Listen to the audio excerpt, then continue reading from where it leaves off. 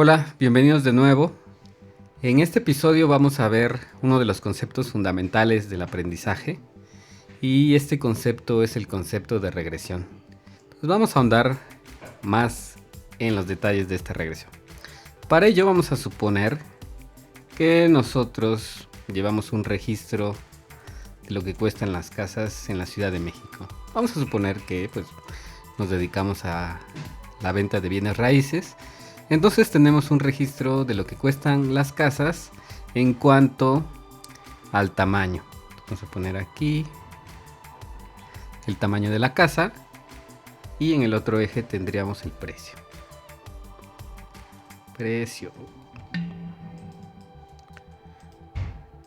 Una vez que hemos definido nuestros dos ejes, entonces si tuviéramos una casa pequeña, una casa chica, tendríamos para este valor de la casa, pues probablemente un precio no tan alto. Vamos a apuntar que por aquí está el precio de esa casa pequeña.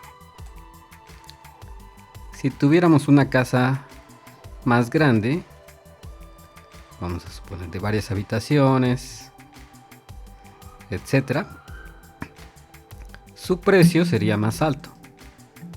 Por acá vamos a suponer.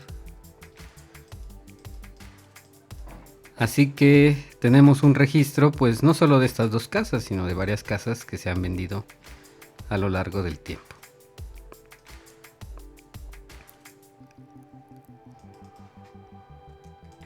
Con esta información que tenemos, nos gustaría saber, dado una casa nueva, vamos a poner aquí una casa nueva que llega y que conocemos su tamaño, lo que nos interesa saber es cuál es el precio que le correspondería a este tamaño de casa a partir de la información que tenemos guardada. Esto significa que esta información de las otras casas nos va a ayudar a determinar cuál es el precio de esta casa, sin necesidad que tengamos que hacer la valoración, únicamente a partir de la información que tenemos aquí. Así que vamos a ver cuál sería el precio aproximado de esta casa. A este problema le vamos a determinar como una regresión. Y en específico vamos a hacer una regresión lineal. Y básicamente esta regresión lineal es una relación entre dos variables. Una variable independiente, que serían los regresores. En este caso los regresores son los tamaños de las casas. Puede ser la casa pequeña, más grande, etc. Y tenemos una variable dependiente que es el regresando en español o regressors y responsors en inglés. Lo que necesitamos encontrar es cuál es esa relación que existe entre esas dos variables. Dado que estamos suponiendo que existe una regresión lineal, es decir, una relación lineal entre esas dos variables, la podemos formular a través de una ecuación lineal. Dígase la ecuación 2. Lo que tenemos es un parámetro x, que sería nuestra variable independiente, y un parámetro y, que sería nuestra variable dependiente.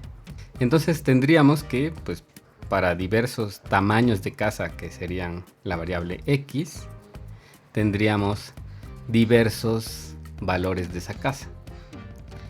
Esto se denomina como un modelo lineal, y este modelo lineal a final de cuentas es una simplificación de la realidad, que podría ser un sistema más complicado. Sin embargo, lo vamos a modelar a través de esta relación lineal. Entonces, en este modelo lo que tenemos es un parámetro B1 que nos indica cuál es la pendiente de la recta y un parámetro B0 que nos indica cuál es la intersección de la recta con el eje de las ordenadas. Si lo graficamos, tendríamos que la relación que guardan los tamaños de las casas con respecto de sus precios sería algo como esto.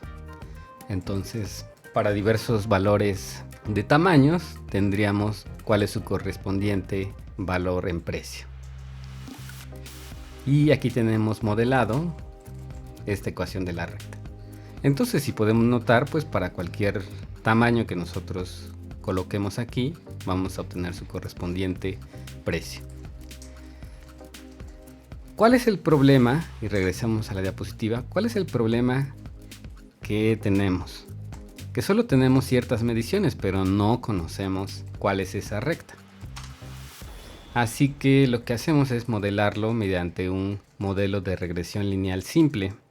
Y en este modelo de regresión lineal simple vamos a tener nuestra ecuación de la recta. Sin embargo, cada una de estas mediciones que tenemos, cada uno de estos registros que tenemos está perturbado por un error, aquí llamémosle epsilon. Entonces este error epsilon tiene un valor esperado 0.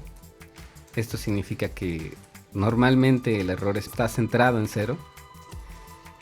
Y también sabemos que la varianza de ese epsilon pues está dado por un parámetro sigma cuadrado. Entonces, dependiendo ya sí del tamaño de sigma, los errores que vamos a tener en nuestras mediciones van a ser más o menos grandes. ¿Qué significa esto? Pues bueno, vamos a suponer que nuestro modelo es esta línea recta que tenemos aquí y nuestras mediciones que tenemos están dadas por estos puntos.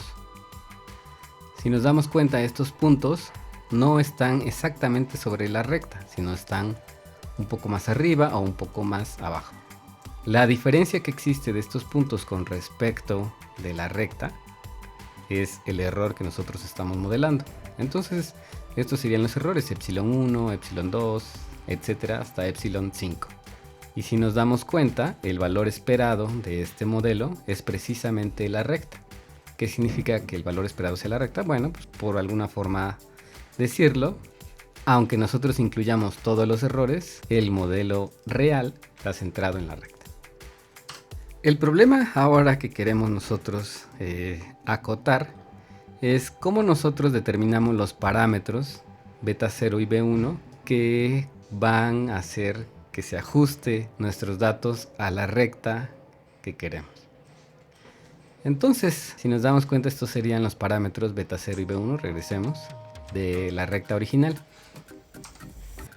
Pero el problema es que de antemano no conocemos estos parámetros beta 0 y beta 1. Así que lo que vamos a hacer es tratar de aproximarlos a partir de los valores b0 y b1. Y esto nos va a dar como resultado y circunfleja o nuestra predicción de la variable dependiente. Si nosotros lo graficáramos, podríamos ver que la línea real es esta que está definida aquí como mu y sería pues la recta de beta 0 más beta 1 x. Sin embargo, pues no vamos a tener esos parámetros, así que lo que vamos a hacer es tratar de aproximarnos a través de utilizar estos parámetros b0 y b1. Estos parámetros nos van a dar el aproximado de y circunfleja. Si nos damos cuenta, pues esas rectas son muy cercanas, pero probablemente no son la misma. Si nosotros lo graficáramos, veríamos que todos los errores que estuvimos midiendo, por ejemplo, estos puntos negros, están alrededor de la línea real. Sin embargo, están modelados de acuerdo a los parámetros de una cierta distribución, es decir, qué tan lejos o qué tan cerca están. Y como habíamos mencionado, pues el valor esperado va a estar en el centro de la recta y qué tan lejos o qué tan cerca pues va a depender de la varianza. A partir de los datos que conocemos, y vamos a ser específicos aquí con los datos que conocemos, serían xi y yi, estos serían nuestras mediciones que conocemos, y tenemos hasta n mediciones. Podríamos decir que tenemos en nuestra base de datos diversos tamaños de casas que se han vendido previamente y su correspondiente valor en el cual se vendieron esas casas para n casas que hemos vendido. Sería básicamente como una tabla en la que tenemos esas anotaciones.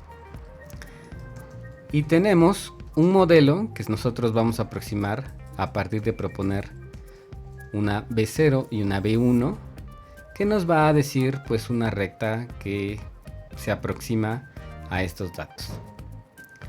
Si nosotros proponemos estos valores, tendríamos un error residual que vamos a llamar E1. ¿Okay? Este error residual lo vamos a definir como la diferencia entre nuestra observación que tenemos y nuestra predicción. Que para el ejemplo sería como el valor registrado menos el valor predicho por nuestro modelo para pues, todos los datos que tenemos registrados. Y lo que podemos notar aquí es que este error residual que nosotros estamos llamando E es un valor observable porque el valor del error real pues no es observable porque no conocemos la recta. Vamos a verlo más a detalle. Bien, entonces vamos a suponer que esta línea que está aquí, que está representada por μ, es igual a beta 0 más beta 1x, es la línea original, la línea real que no conocemos pero sabemos que está ahí. Y esta es nuestra aproximación dada por y circunfleja o y gorrito, como le quieran llamar. Entonces nuestro error residual estaría dado por E, que sería la diferencia entre nuestra observación, que es y la predicción, que es y circunfleja. Y el otro error, que sería el error real epsilon, sería la diferencia que existe en nuestra observación y el valor real de la recta. Sin embargo, como no conocemos la recta real, pues no vamos a conocer E, entonces solo vamos a trabajar a partir de estos errores que le llamamos residuales. ¿Cómo se soluciona el problema para obtener los parámetros adecuados para esa recta? Pues se utiliza un proceso que se le llama mínimos cuadrados. Entonces, para utilizar ese proceso, lo que se hace es especificar cuál sería el error acumulado de todos los puntos que tenemos en nuestra recta. A este error acumulado le vamos a llamar suma de cuadrados del error. Y entonces esto se define como la suma de todas las e's al cuadrado. Entonces supongamos que calculamos todas las e's para todos los puntos que tenemos. Le sacamos el cuadrado para evitar que unos sean negativos y otros sean positivos. Así, si los elevamos al cuadrado, tendríamos puros valores positivos. Y los sumamos. ¿Okay? Entonces aquí pues está la expansión de esta E. Entonces tendríamos pues cuál sería el valor de la E, y menos y circunfleja i. A partir de reemplazar esta y circunfleja con la ecuación. ¿Ok? Entonces, esto lo podemos calcular y nos daría el error cuadrático sumado, ¿no? O la suma de los cuadrados del error. Para poder encontrar cuáles son los valores, como les mencionaba, pues necesitamos aplicar un proceso que se llama mínimos cuadrados. No voy a entrar en detalle en todas las ecuaciones de los mínimos cuadrados, pero lo importante de señalar aquí es que se calcula a partir de la derivada de este error. ¿Qué nos va a indicar la derivada de este error? Pues qué tanto es el cambio. Entonces, si nos vamos a los puntos en los cuales la derivada es 0, significa que ese error está en un punto máximo o está en un punto mínimo. Entonces, podemos tomar esas derivadas donde particularmente se hace 0 y obtener los parámetros B0 y B1. Entonces, a partir de hacer las simplificaciones podemos obtener los parámetros B1 y B0. Entonces, con esto sabríamos cuáles son los parámetros de la recta que más se ajusta a los valores que tenemos medidos. ¿Okay? Y así podríamos saber para una nueva casa que nos llegue, aplicando estos parámetros, cuál sería su precio adecuado. Voy a poner abajo del video unas referencias a la literatura si es que quieren entrar más en detalles de cómo se obtienen los mínimos cuadrados. Entonces nos vemos en el siguiente video.